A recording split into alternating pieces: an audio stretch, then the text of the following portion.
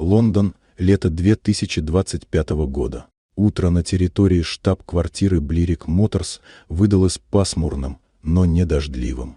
Здесь, в одном из престижных районов на окраине города, проходила закрытая презентация новой флагманской модели электрического седана класса люкс, венца инженерной мысли компании.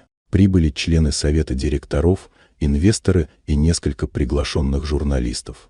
Машина должна была стать символом новой эры бескомпромиссной мощности, дизайна и передовых технологий.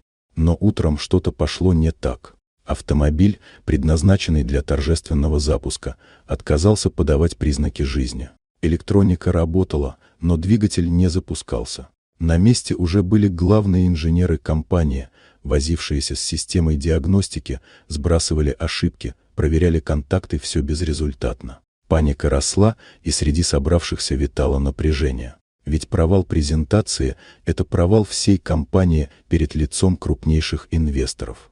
Джонатан Смит, генеральный директор Bliriq Motors, был человеком, которого редко можно было застать в нерешительности. С безупречным костюмом, дорогими часами и уверенностью, которая казалась врожденной, он наблюдал за происходящим с холодной насмешкой. В какой-то момент, устав от беспомощности инженерной команды, он бросил фразу, не особо рассчитывая, что ее воспримут всерьез.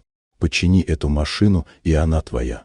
Фраза прозвучала как издевка. Кто-то усмехнулся, кто-то отвел глаза.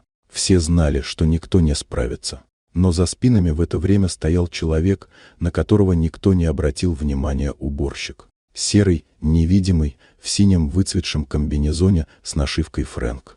Фрэнк знал этот завод как свои 5 пальцев. Он работал здесь с самого основания, начинал еще в цехах, собирая детали вручную, когда о нынешней электронике и речи не шло. Со временем его оттеснили на обочину прогресса, мол, старые методы устарели, и место Фрэнку оказалось где-то в обслуживающем персонале.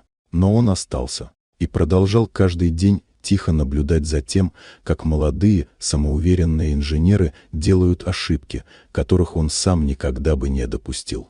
Он подошел к машине.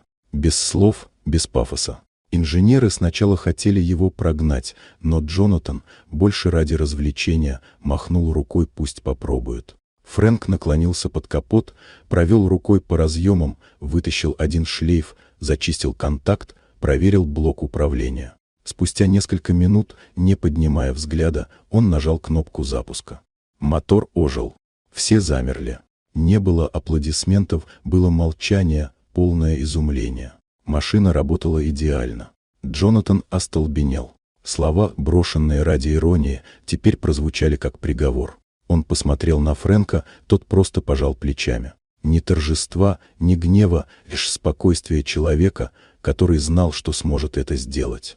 Несколько часов спустя, пока мероприятие продолжалось по новому сценарию, по внутренним каналам уже расходилась новость.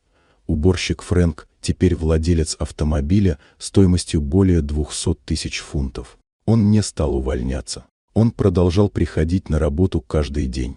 Но теперь к нему начали обращаться по-другому. Без усмешек, без высокомерия, с уважением.